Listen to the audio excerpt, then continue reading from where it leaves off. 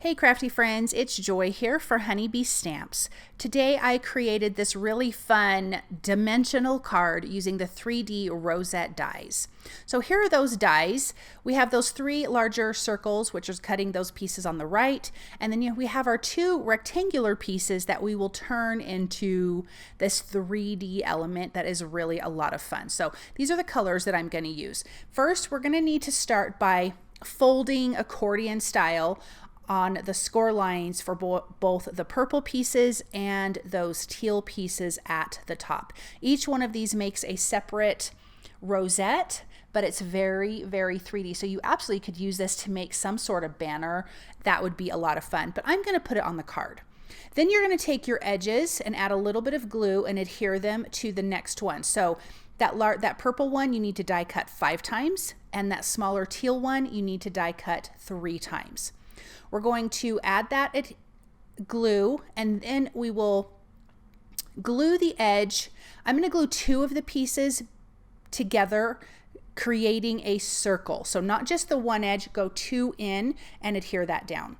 So with this smaller one, I folded it accordion style again on the score lines, and I'm going to adhere the edges, which is going to give us a straight line, and then we can glue the open ends together, which will create a circle. And on this one, you just need to close and just adhere 1 piece to the other, not 2. So you're not going to overlap 2, you're just going to overlap 1. And I'm using liquid glue, so it has a really strong hold. I also have my hot glue out for this next step. I am going to use, well, first let's show you how you do this. You're going to fold this down, and then when you squeeze it together, it's going to create that rosette. I am using some low-tack tape just to kind of help me when I fold this down and then kind of push it in. We need something to hold it together. I am going to use hot glue because it dries so much faster than liquid glue, and I'm doing it on this low-tack tape so I can just peel the low-tack tape off the bottom, but I'm going to hold that till it dries, which is really quick, and we're going to do the same thing for the next one. So again, you fold it or you flatten it down, squeeze it together, well, add your hot glue first and then squeeze it together until that dries. Once that's dry, then we can stack these on top of each other, which we will do here in just a second. But first, let's add some foam adhesive to our other pieces that were die cut. So these are ones obviously that we did not have to accordion fold or anything. They're just the dies. And we're going to adhere that because I want those to have some dimension as well. Here's the hot glue I'm going to add to the top center of that bottom rosette, then a little bit of glue to that smaller rosette, and add our little center dot piece.